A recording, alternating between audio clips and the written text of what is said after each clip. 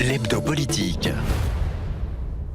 Bonsoir, bienvenue dans l'hebdo politique, vous êtes sur Radio Sensation, merci de nous rester fidèles. Ce soir je reçois Gwendoline Prel, elle est maire de Bourneville-Sainte-Croix, c'est une commune qui appartenait autrefois à l'ex-canton de Quillebeuf-sur-Seine et elle est membre du bureau de l'intercom Roumois-Seine. Chaque dimanche à 18h, c'est l'hebdo politique. Gwendoline Prel, bonsoir. Bonsoir Dominique. Vous avez été élue maire de Bourneville en mai 2014. Vous avez 45 ans, mariée, maman d'un grand garçon de 18 ans. Vous êtes diplômée de l'école de commerce de Caen, option marketing finance. Vous êtes ce qu'on appelle une fonctionnaire. Vous avez exercé la profession de secrétaire de direction et vous avez été, rappelons-le, vice-présidente de la communauté de communes de Quillebeuf. On va dresser votre portrait dans quelques instants. L'hebdo politique sur Sensation Normandie.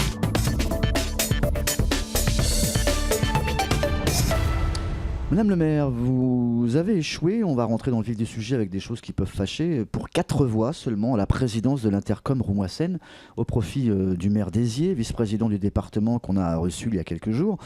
On a cru comprendre au dédale de certains articles de presse que vos rapports n'étaient pas au beau fixe avec M. Benoît Gatinet, qui a constitué du reste une équipe autour de lui et qui ne vous a pas sollicité pour gouverner justement cette intercom. Comment ça se passe aujourd'hui ? Comment sont les rapports avec M. Gatinet ? Ils sont cordiaux. Ils sont cordiaux ? Quand non, si j'ai des choses à dire, je lui dis, mais après, il fait son travail de président de communauté de communes. Et puis, il n'y a pas de rancœur ? Non, du tout. C'est un vote, donc les élus ont choisi. Lorsqu'on échoue à 4 voix, on se dit... il n'y avait que 4 voix. Et on a réussi à savoir lesquelles ou pas ? Les 4 voix qui manquaient ? Non, c'était un vote à bulletin secret. Il y a eu 2 tours, je crois. Oui, il y a eu 2 tours, mais ouais. Je suis partie assez tard aussi dans la campagne. Ouais. Je suis partie mi-novembre, donc je pense qu'il a manqué un petit peu de temps. Vous n'avez pas de délégation particulière justement dans l'intercom, dans l'organigramme. Pourquoi ? C'est un choix. Je n'ai pas souhaité me présenter à une vice-présidence. Je défendais un programme. Le candidat, lui présentait une ligne beaucoup plus politique que la mienne. D'accord. Solliciter une vice-présidence impliquait que je défende ses idées, son programme. Or, même si nous avions des points de convergence, je n'étais pas d'accord avec tout. Vous estimez en tout cas qu'on n'a pas besoin de faire de la politique lorsqu'on est à la tête d'une intercom, quelle que soit sa grandeur ? Si, mais la configuration de Roumois-Seine, en fait, est quand même constituée de beaucoup de petites communes rurales dont les maires sont apolitiques. Et je trouvais que l'échelle de l'intercommunalité ne se prêtait pas à une ligne très politique. Vous avez prôné, vous en tout cas, dans votre cheminement, lorsque vous étiez dans la voie de prendre, pourquoi pas, la présidence, que la future communauté de communes soit une force pour le développement économique du territoire, que ces zones d'activité s'y développent, ainsi que le tourisme et la couverture numérique. Ça, c'est les premiers thèmes que vous désiriez aborder. Est-ce qu'on est sur la bonne voie après 1 an de marche là ? La communauté de communes est un peu en rodage. On en est où ? Point de vue économique, ça stagne un peu. On en est toujours en rodage, on est plus... Le très haut débit est arrivé ou pas du tout dans toutes les communes ? Le déploiement, la date butoir du déploiement. Vous le voyez arriver Dans ma commune, non. C'est en 2020, on fait partie des derniers à être servis. Ouais. Je pense que c'est peut-être lié aussi à l'arrivée du futur collège. Et puis, il y a un programme de déploiement qui a été défini par Normandie numérique. D'accord. Pour l'instant, la communauté de communes est encore en période de rodage et il faut surtout qu'on arrive à établir un budget. D'accord. Vous qui êtes un petit peu, je ne dis pas spectatrice en tout cas, mais qui avez laissé un peu les arcanes de la politique derrière la porte, est-ce que vous jugez que dans les intercoms, quelle que soit en tout cas leur taille et quel que soit leur territoire, il y a aussi des problèmes d'ego ? Est-ce que c'est réglé tout ça ? Des problèmes d'ego, il y en a toujours dans quelques niveaux que ce soit politique ou entrepreneurial. Maintenant, je pense qu'il faut garder à l'esprit que tout en bout de chaîne, on a des habitants à servir, il y a un intérêt général et je pense que des fois, il faut arriver à mettre cet ego-là de côté et garder à l'esprit que c'est la population qui attend des services et on est là pour leur rendre ce service. Est-ce que l'État a été facilitateur, en tout cas, dans la création de cette intercom, de façon suffisante ou pas? Ou est-ce qu'on vous a laissé vous débrouiller? Non, enfin, ça a été très compliqué. Ouais. C'est-à-dire que cette intercommunauté-là a été un peu constituée de force. On n'a pas toujours respecté les bassins de vie. C'est un mariage de raison plus que de passion. Même de raison, je ne sais pas. Je pense que voilà, il fallait avoir un regroupement et la configuration de cette intercommunalité-là est compliquée. Peut-être au fait qu'il y a des communes qui soient près de la Seine, qui ont une mentalité un peu différente de celles qui sont un peu plus ancrées dans le territoire. Oui, mais il y a des intercommunalités. Les communes près de l'eau ont une mentalité différente. Je ne sais pas si c'est une question de mentalité, mais on a des intercommunalités qui étaient proches de l'agglomération rouennaise. Donc, ce sont des pratiques plutôt urbaines. Ouais. Et nous, de l'autre côté du territoire, c'était vraiment beaucoup plus rural. D'accord. Donc, c'est compliqué de faire le lien. Il y a des logiques de plateau au niveau du développement économique, et puis il y a les logiques de bord de Seine, les problématiques de vallée aussi. Donc, ce territoire-là n'est pas si incohérent que ça si on regarde sa configuration géographique. Il fallait essayer de faire le lien entre chaque point commun sur le territoire. Une présentation de Bourneville-Sainte-Croix, on avait avant de la carte postale de la commune, c'est une commune nouvelle ou pas du tout? Oui, c'est une commune nouvelle depuis le 1er janvier 2016. D'accord. Combien d'habitants? Alors maintenant, on est 1260 à peu près. De par la conception de la commune nouvelle, d'accord. On était à peu près 1000 sur Bourneville et 260 habitants sur la commune de Sainte-Croix-sur-Ézier. Au niveau géographique, c'est une commune qui est placée entre de grandes métropoles? Entre la 13 et la vallée de la Seine. D'accord. Voilà. J'ai une question que je vous poserai tout à l'heure. On a eu l'occasion de le poser plusieurs fois à des élus du territoire. C'est un peu l'Eldorado, Bourneville-Sainte-Croix actuellement. Il y a des choses qui se passent, il y a des élus de la région qui viennent investir de l'argent, etc. Comment vous voyez ça, vous, en tant qu'élu justement de la communauté de communes et aussi en tant que maire? Vous laissez venir les choses Alors, il y a beaucoup de choses maintenant dont on n'a plus la compétence, qu'on ne maîtrise plus. Donc, il y a certaines choses qui nous échappent quand même. Ouais. Maintenant, savoir que la commune va être un point de développement économique, c'est aussi positif parce que on est un territoire où il y a un taux de chômage quand même qui est assez élevé. Bourneville, avec le nœud autoroutier, plus l'échangeur qui s'ouvre, on est aussi la base arrière du port du Havre, ça il faut. Oui. Et puis on est à équidistance entre Bourrachard et Beuzeville, et c'est vrai que y a stratégiquement, il y a des choses à faire. On en parlait tout à l'heure par rapport à la venue du très haut débit, le collège. Il y avait une rumeur qui courait de façon assez persistante, notamment autour de Pont-Audemer, que ce collège, ce projet en tout cas de collège du Roumois serait abandonné puisqu'il y avait des soucis de terrain, des marnières, etc. Vous êtes monté au créneau, vous, pour démentir en tout cas cette rumeur qui n'en était pas une, il y avait véritablement une marnière, je pense. Un dossier qui était légitime, qui est de moins en moins apaisé. Pourquoi? On a l'impression que les gens vous mettent les bâtons dans les roues pour ce collège ou pas du tout? Non, je pense pas. Il y a eu une crainte. C'est vrai qu'avec les fortes pluies de fin janvier, comme partout dans notre secteur, il y a eu des affaissements de terrain. Donc moi, j'ai pris mes responsabilités en tant qu'élu, à savoir de prendre un arrêté pour empêcher quiconque d'aller sur ce terrain. L'affaissement ne se situe pas sur la partie où doit être construit le futur collège. Donc c'est pour ça que je suis montée un peu au créneau. Et puis, il faut savoir aussi que le terrain qui doit recevoir le collège a fait l'objet d'études de sol qui se sont révélées compatibles avec la construction. Alors oui, je ne sais pas pourquoi ça s'est cristallisé. Mais après, je peux comprendre aussi l'inquiétude de parents qui se sont peut-être dit, mais mince, est-ce que le terrain n'est pas truffé de marnières ou de choses comme ça? Le collège va s'effondrer. Maintenant, on sait que de source officielle, on est sur la bonne voie pour l'achat du terrain. Oui. L'instruction du permis de construire va être réalisée cette année ou dans les mois qui viennent. L'architecte a été retenu déjà. D'accord. Donc, et les travaux, c'est pour l'année prochaine? 2019, normalement. Inauguration 2021. Oui, Est-ce que ça va être respecté? Il n'y a pas de retard nulle part? Je pense que le savoir. département a fait son travail, D'accord. et puis il y avait je faisais partie du jury de concours, donc les délais ont bien été indiqués lors du jury de concours, donc je pense que... Une question toute bête, est-ce qu'on peut savoir pourquoi justement un nouveau collège sur votre territoire à vous, sur votre commune? Est-ce qu'il y a eu un choix qui s'est fait entre des communes voisines ou pas du tout? On sait que le collège existant est à Manneville-sur-Isle et que ma consoeur souhaitait un maintien... Il va être détruit, je crois, ça. Oui, il va être détruit.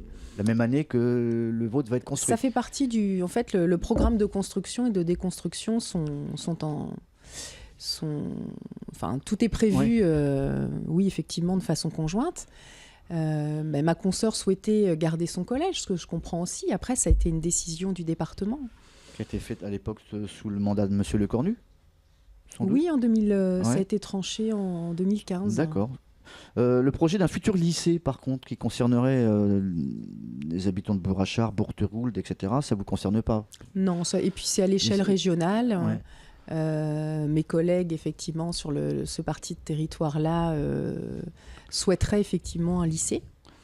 Le président Morin avait expliqué que des études seraient menées. Je pense qu'elles l'ont été.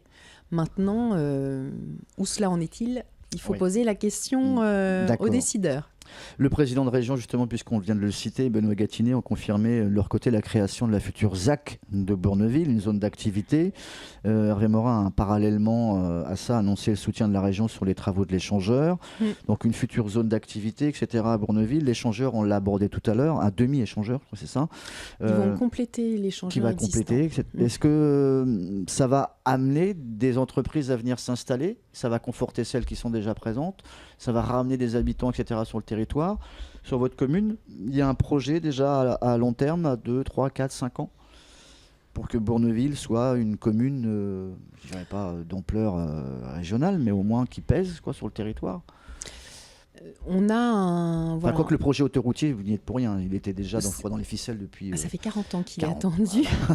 Et au bénéfice du plan de relance, effectivement, il a pu être enfin complété. La zone d'activité, alors menée à l'échelle de l'intercommunalité, c'est 10-12 hectares, mais je me souviens qu'à l'époque quand Hervé Morin est venu en décembre 2016, lui voyait plutôt 100 à 120 hectares. Il faut savoir que c'est la région qui mène aussi le schéma de développement économique. Donc je pense qu'elle ambitionne beaucoup plus que ce que nous envisageons au niveau de la communauté de communes. Après, quant au développement du village, j'aimerais que ce soit fait de façon raisonnée. Mais il y avait un besoin au niveau de la circulation, de la densité, de la fluidité, etc. de la circulation. Énormément de gens viennent habiter à Bourneville. Ça a impacté Bourneville au niveau des transports? Les camions ne traversaient pas la commune? Si. D'accord. Alors, les camions traversaient la commune et le traversent encore plus actuellement parce que la bretelle de contournement est fermée. Mais on est quand même moins impacté, par exemple, que Bourrachard sur la traversée des poids lourds. D'accord. Mais Allez-y. L'arrivée de l'échangeur, de toute façon, va amener de fait plus de trafic routier, ça c'est clair. On passe tout de suite à la deuxième partie de cette émission. L'hebdo politique. La suite de cet hebdo politique où je reçois Gwendoline Prel, maire de Bourneville-Sainte-Croix, membre de l'intercom Roumois-Seine. On a passé la barre symbolique, on le disait en début d'émission, des 1000 habitants cette année grâce à la commune nouvelle, etc. Est-ce que c'est important pour Bourneville? Est-ce que c'est une jauge fatidique? C'est une question que je pose souvent aux élus. Pourquoi passer la barre des 1000 habitants? Est-ce que c'est important économiquement? Est-ce que vous avez de l'argent qui tombe, etc. ou pas? Pourquoi 1000 habitants? Il n'y avait pas, dans la création de la commune nouvelle, il n'y avait pas ce côté on va passer la barre des 1000 habitants, parce que de toute façon, que ce soit moi ou les maires adjoints, en termes d'indemnité d'élu, par exemple, c'est resté au seuil en dessous des 1000 habitants. Ce n'était pas... Est-ce qu'on va construire des logements en plus? Est-ce que c'est un projet pour faire venir encore d'autres habitants? En fait, c'était la commune de Sainte-Croix-sur-Ézier qui était demandeuse à être rattachée à Bourneville parce que la représentativité des petites communes dans cette future grande intercommunalité inquiétait mon collègue maire, et on fonctionnait déjà en CIVOS également avec l'école. Donc il y avait une logique en fait à faire ce regroupement. Et je pense aussi qu'au fur et à mesure, même si la commune ne disparaîtra pas. Je pense que l'État va finir par imposer à un moment donné un seuil. C'est pas la réponse que j'ai eue fait, des élus qui sont passés sur ce plateau-là il y a quelques semaines. Sentiment. On leur a posé la question hors plateau, est-ce que les communes sont amenées à disparaître ? Sans doute dans les 5, 6, voire 10 ans qui viennent, on a eu plus de réponses positives que négatives. Non, je ne le pense pas. En revanche, ce sera certainement comme les intercommunalités. On dira, voilà, Ou la fonction du maire sera peut-être le plus la seuil même. sera de tant d'habitants. Peut-être que pour une commune, on dira, voilà, une commune maintenant, c'est 1500 ou c'est 3500 habitants, point. Et il y aura une organisation qui se fera de manière différente. On parlait tout à l'heure des écoles, on sait que ça vous tient à cœur. Vous avez fait partie, je crois, de délégations de parents d'élèves à une époque ? Oui, quand mon fils était scolarisé à Bourneville, je faisais partie de l'association des parents d'élèves. D'accord. 75 fermetures, 80 ouvertures de classes sont prévues dans les écoles maternelles et élémentaires du département de l'Eure. Dans l'Eure, on a, paraît-il, davantage de moyens qui sont mis en œuvre qu'au plan national. C'est ce qu'explique l'inspection académique. Pour vous, c'est une ouverture de classe qui aura lieu pour le mois de septembre. On a eu une fermeture et maintenant on a de nouveau une ouverture. L'inspection a dû équilibrer. Est-ce que il y a des seuils, hein. Donc oui, de toute façon... Vous comprenez un peu la politique de l'inspection d'académie, que des fois ils faillent se battre comme des chiffonniers pour sauver une classe, etc. Qu'il y a quelque chose de très humain à la base et qu'en lieu, ensuite, on ne voit pas les choses de la même façon. On sait qu'à partir du moment où il faut rationaliser et être dans des seuils où quand il y a un chiffre coup près, c'est vrai qu'on trouve à un élève ou 2 élèves près, on trouve la sanction un peu difficile. C'est vrai qu'on a eu une fermeture, il manquait pas beaucoup d'élèves pour maintenir. C'était avant la commune nouvelle ? Non, c'était non. Et puis là, de nouveau, on sait que les effectifs fluctuent. Alors, c'est vrai qu'avoir des classes avec des effectifs un peu moins élevés, c'est quand même plus confortable pour les enseignants et pour les enfants. On sait que des classes à 28 ou 30 élèves, ça peut être compliqué. Ça veut dire Après, personnellement, au niveau de la commune, on a des bonnes relations avec l'inspection d'académie et on arrive à défendre, mais je peux comprendre que dans certains... On ne va pas jouer au yo-yo tous les ans. C'est-à-dire que l'année prochaine, on va vous enfermer une classe. Ça peut être. Si on a une baisse d'effectifs, on essaye d'avoir les effectifs à 2-3 ans. On surveille les naissances, les arrivées, et on essaye de faire des projections sur 2-3 ans. Mais des fois, il y a des gros effectifs de classe. Quand on a un CM2 avec 28 élèves qui s'en va, on sait que de toute façon, derrière, il y a cette possibilité de fermeture de classe. C'est tenable ce que le ministre de l'Éducation veut faire, des classes à 15, 16, 17 élèves, maintenant ? Il faut s'en donner les moyens. Il faut plus de profs, sans doute ? Il faut plus d'enseignants, certainement, mais on sait aussi que sur des classes comme le cours préparatoire, où c'est vraiment le moment crucial dans la vie de l'enfant, où il va apprendre à lire et à compter, un petit effectif permet quand même à l'enseignant de passer beaucoup plus de temps avec les enfants. On revient sur le territoire de l'économie. On a construit des aires de covoiturage, je crois, dans le département. Il y en a 8 qui ont été inaugurées dans les derniers mois, et une à Bourneville. Alors, un budget de 110 000 €, entièrement financé par le département, un nouveau parking installé proche de la Tresse, de l'échangeur, avec une 30aine de places de stationnement, etc. C'est un plus pour la visibilité de la commune. Ça veut dire que la commune est, vous me le disiez, traversée notamment par les poids lourds, mais c'est une commune qui est visitée par des gens qui passent d'une rive à l'autre, etc. Alors déjà, pourquoi ce transit énorme en tout cas, ça répond à une attente. Le covoiturage, c'est vrai que on n'a que la voiture pour aller travailler. Par conséquent, pouvoir... Vous êtes loin du bac, vous, c'est ça Non, on est à 10 minutes à peu près. Quand il marche. Et donc pouvoir quand même partager les frais de route ou les choses comme ça. On a aussi une aire de covoiturage dans le centre-bourg. D'accord.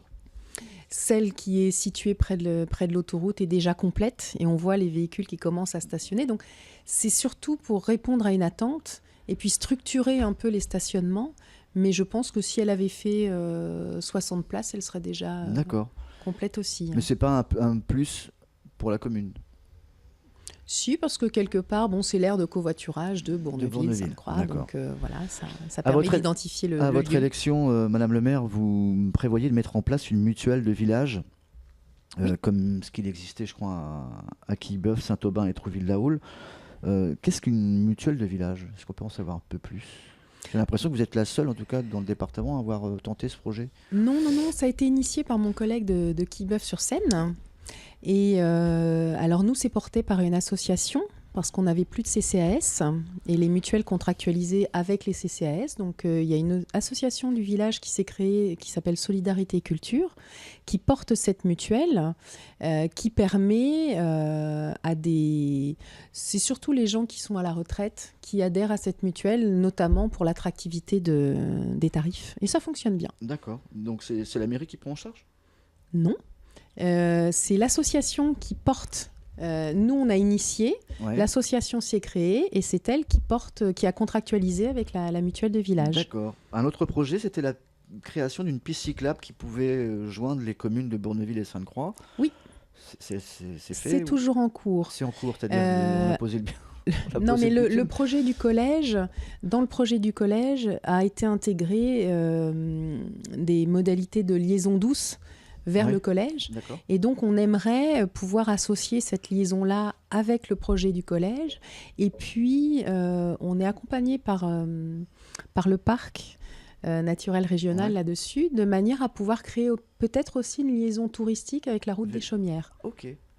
En parlant justement de mobilité, de liaison douce, un peu moins douce celle-là, la gare la plus proche, je crois, est à une quinzaine de kilomètres, c'est à Glos-sur-Île. Comment Bourneville s'en sort au niveau de la mobilité? Vous n'avez pas de gare à proximité? C'est Thuit-Hébert, non? Vous me l'apprenez? Non, il y a une gare. Il y a une gare à Thuit-Hébert, oui. Ouais. En termes de mobilité, en dehors de la voiture ou du vélo. Pour l'instant, il n'y a pas de danger de suppression de cette halte ferroviaire? Alors là, vous me posez une question à laquelle je ne peux pas vous répondre du tout. C'est la grosse actualité du moment. Oui. Touristiquement parlant, Bourneville s'en sort comment? C'est quoi la visibilité de la commune? C'est surtout un lieu de passage vers les bords de Seine, vers le Marais Vernier, vers la Côte Fleurie aussi. C'est dommageable que ça soit qu'un lieu de passage et pas un lieu de villégiature, qu'on puisse s'y arrêter, ou il n'y a peut-être pas d'offres Il y a des gîtes, il y a des choses comme ça. Il y a beaucoup de tourisme vert qui se fait autour de Bourneville, mais c'est vrai que les bords de Seine sont beaucoup plus attractifs que les communes de plateau, bien souvent. Depuis le 17 décembre dernier, l'office de tourisme de Roumois-Nord est à Routot.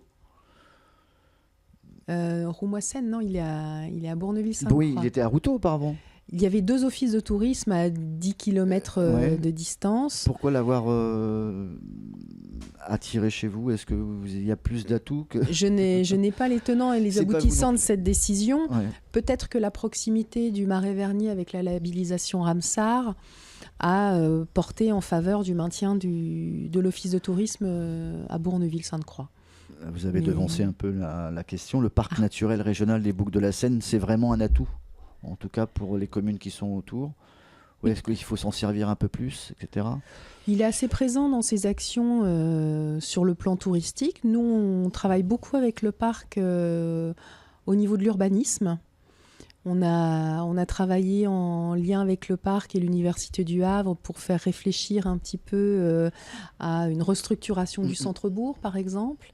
Je n'hésite pas non plus à orienter les futurs acquéreurs de terrain qui veulent construire une maison à prendre conseil auprès du parc pour la construction en elle-même ou la végétalisation, des fois des créations de mares aussi. Le parc là-dessus est assez... D'accord. Enfin, voilà, il nous sollicite aussi, on le sollicite. Donc, 2020, ça vous parle ou pas? C'est dans 2 ans.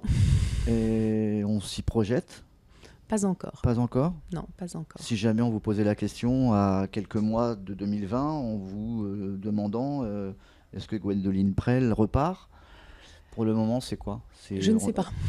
On a des choses encore qui ne sont pas Il faut finalisées. terminer il faut terminer ce mandat-là et puis savoir aussi si moi j'aurais envie de continuer, si les gens auront toujours envie de vous, de moi. Voilà, Ouais. c'est ça. Hein, ça reste des élections et voilà, un mandat, 6 ans, c'est déjà beaucoup de travail quand on s'y investit à plein temps. C'est passionnant. Mais la difficulté que l'on a maintenant en tant que maire, c'est qu'on perd des pouvoirs de décision, mais on endosse toujours la responsabilité. Donc il y a un moment donné où je me laisse le temps de la réflexion. Est-ce que vous auriez pu, ou est-ce qu'il est possible que vous le soyez, dans quelques mois, En Marche ? Pour l'instant, je ne suis nulle part. D'accord. Okay. Voilà. Donc vous répondez à ma question d'une façon sibylline.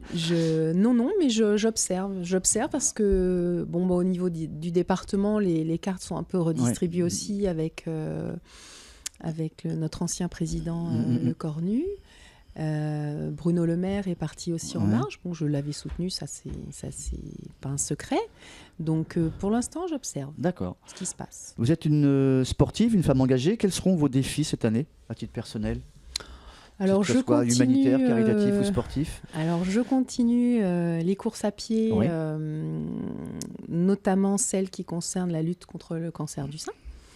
Donc la prochaine, ce sera l'Amazone au Havre. En plus, c'est le 10e anniversaire. Et puis, on a la chance maintenant sur notre canton d'avoir une course qui, justement, concerne cette cause-là, qui est les Foulées Roses à Bourg-Achard, donc, à laquelle j'ai participé au mois d'octobre. D'accord. J'y participerai aussi en octobre prochain. Donc, ça donne une motivation en plus. Donc, vous courez tous les week-ends, en fait, en gros. Pas en ce moment. Mais quand les beaux jours vont revenir, oui, toutes les semaines. Merci Gwénoline Prel d'avoir accepté notre invitation. Oui. On vous rappelle que vous pouvez retrouver justement cette émission, cette hebdo politique en podcast son et vidéo sur notre site www.radiosensation.fr. Bonsoir. Bonsoir. Chaque dimanche à 18h, c'est l'hebdo politique.